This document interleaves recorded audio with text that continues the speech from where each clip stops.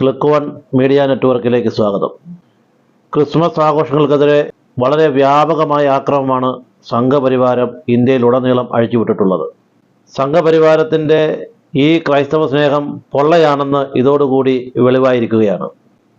RSSകാരൻ കൂടിയായ ഇന്ത്യയുടെ പ്രധാനമന്ത്രി ക്രിസ്മസ് ആഘോഷങ്ങളിൽ പങ്കെടുത്തുകൊണ്ട് ആശംസകൾ അറിയിച്ചുകൊണ്ടിരിക്കുന്ന സമയത്താണ് സംഘപരിവാരം ക്രിസ്മസ് ആഘോഷങ്ങളിൽ കയറി അതിക്രമം അഴിച്ചുവിടുന്നത്. നമ്മുടെ ഈ കൊച്ചു കേരളത്തിൽ പോലും പാലക്കാടും ആലപ്പുഴയിലും കേരളത്തിൻ്റെ വിവിധ പ്രദേശങ്ങളിൽ ക്രിസ്മസ് ആഘോഷം അലങ്കോലമാക്കാൻ ശ്രമിച്ചിരിക്കുന്നു. പാലക്കാട് ജില്ലയിലെ 2 പ്രൈമറി സ്കൂളുകളിലാണ് സംഘപരിവാരം ഈ അതിക്രമം അഴിച്ചുവിട്ടത്. ക്രിസ്മസ് ആഘോഷങ്ങൾക്ക് വേണ്ടി തയ്യാറാക്കിയ പുൽക്കൂടുകൾ അടിച്ചു തകർക്കുകയും അവിടുത്തെ പ്രധാന അധ്യാപിക ഉൾപ്പെടെയുള്ളവരെ അസഭ്യം പറയുകയും ഭീഷണിപ്പെടുത്തുകയും ചെയ്ത സംഭവം അങ്ങേയറ്റം അപലപനീയവും പ്രതിഷേധാർഹവുമാണ്. പാലക്കാട് തത്തമംഗലം GP-LP സ്കൂളിലെ പുൽക്കൂടാണ് സംഘപരിവാരം അടിച്ചു തകർത്തത്. അതിനു മുമ്പ് നല്ലേപ്പള്ളി UP സ്കൂളിലെ കരോൾ ഗാനം അവതരിപ്പിച്ചവർക്ക് നേരെ സംഘപരിവാരം ആക്രമണം അഴിച്ചുവിട്ടിരുന്നു.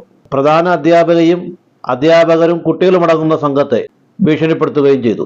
ക്രൈസ്തവ സമൂഹത്തിനു നേരെയുള്ള സംഘപരിവാര ആക്രമണത്തെ ഓർത്തഡോക്സ് സഭ തൃശൂർ ഭദ്രാസന മെത്രാപ്പോലീത്ത യുഹാനോസ് മിലിത്തിയോസ് രംഗത്ത് വന്നിരിക്കുകയാണ്.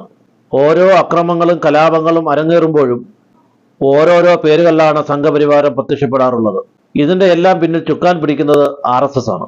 VHP, ഗോരക്ഷകർ, ബജ്രംഗ് ദൾ, ശ്രീരാമസേന ഇങ്ങനെ തുടങ്ങിയ പേരുകളിൽ അവർ ആക്രമണം നടത്തിക്കൊണ്ടിരിക്കുകയാണ്. RSSന്റെ വിചാരധാരയിലുള്ള ശത്രു പട്ടികയിൽ ക്രൈസ്തവ സമൂഹവും ഉൾപ്പെട്ടിട്ടുണ്ട്. അതുകൊണ്ട് അവർ എന്നും എക്കാലവും അവരുടെ കണ്ണിലെ കരട് തന്നെയാണ്. BJP കേന്ദ്രത്തിൽ അധികാരത്തിൽ എത്തിയതിനു ശേഷം ക്രൈസ്തവ സമൂഹങ്ങൾക്കെതിരായുള്ള ആക്രമണത്തിന്റെ കണക്കുകൾ പരിശോധിച്ചാൽ നമുക്കത് മനസ്സിലാവും. കേരളത്തിലെ സൗഹാർദ്ദവും സമാധാനവും തകർക്കുന്ന ഭീകരതയ്ക്കെതിരെ ജനാധിപത്യ സമൂഹം ഐക്യപ്പെടണമെന്ന് മാത്രമാണ് ഈ അവസരത്തിൽ ഓർമ്മിപ്പിക്കാനുള്ളത്.